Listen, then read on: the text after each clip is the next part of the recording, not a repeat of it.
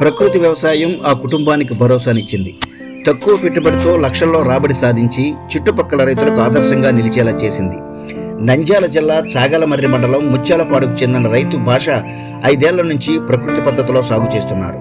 రైతు సాధికార సంస్థ అమలు చేసిన 5 పద్ధతిలో 2 ఎకరాల్లో వివిధ జాతుల మొక్కలను సాగు చేశారు.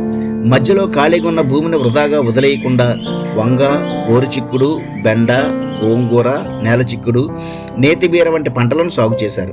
ఈ పంటలకు ప్రకృతి పద్ధతిలో ఘన, ద్రవ జీవామృతాలతో పాటు కషాయాలను అందించారు. 4 నెలల అనంతరం బత్తాయి, జామతో పాటు కూరగాయల సాగుకు 34,000 రూపాయలు పెట్టుబడి కాగా 2 లక్షల వరకు ఆదాయం సాధించారు. భాష సాధించిన విజయాన్ని చూసిన తోటి రైతులు ప్రకృతి విధానంలో సాగు చేసేందుకు ముందుకు వచ్చారు.